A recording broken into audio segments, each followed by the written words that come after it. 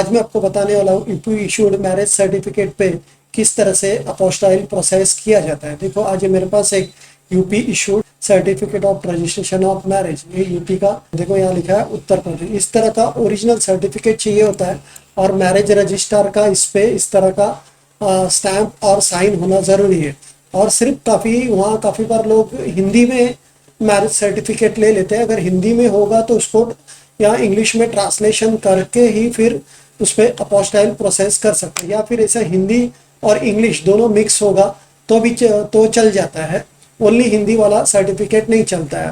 और काफ़ी लोग वहाँ का जो पंचायत का सर्टिफिकेट लाते हैं या फिर निकाहनामा लेके आते हैं।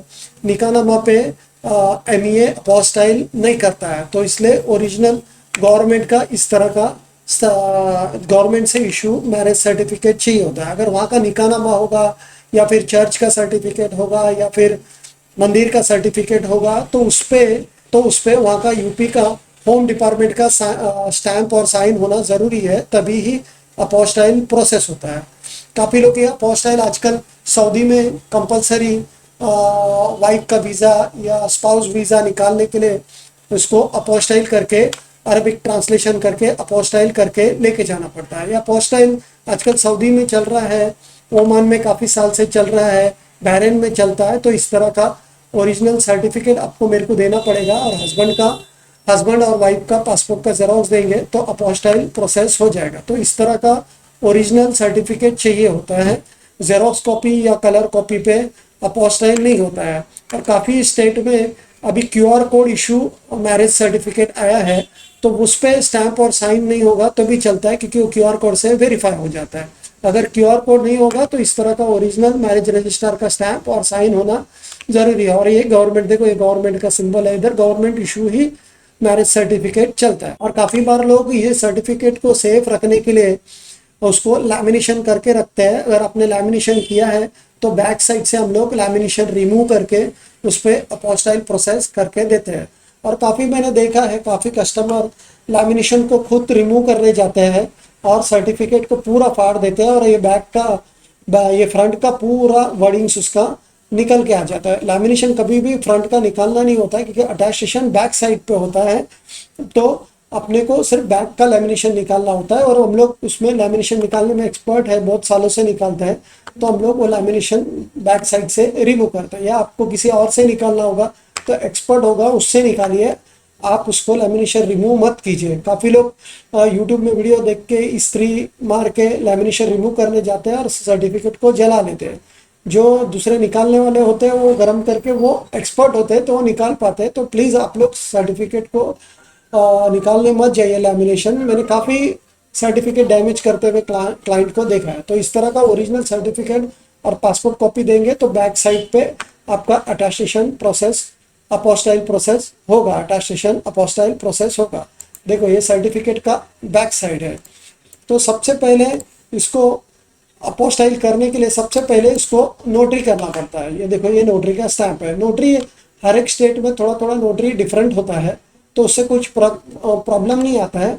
नोटरी पे इस तरह का एडवोकेट का स्टैंप और साइन होना ज़रूरी है।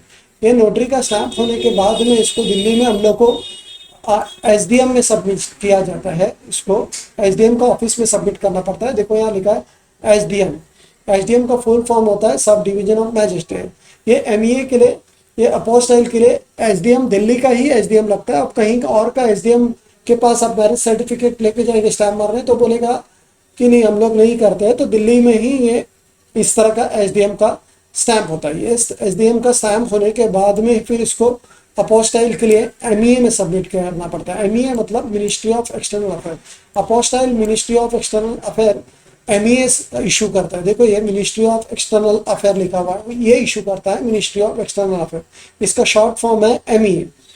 देखो यहाँ ऊपर लिखा है अपोस्टाइल करके, देखो ये अपोस्टाइल लिखा हुआ है। और ये क्या डॉक्यूमेंट है, दिस पब्लिक डॉक्यूमेंट, मतलब क्या डॉक्यूमेंट क्या है, तो उसका यहाँ डिस्क्रिप्शन लिखा जाता है। मैरिज सर्टिफिकेट है और किसने इशू किया है, मैरिज रजिस्ट्रार में।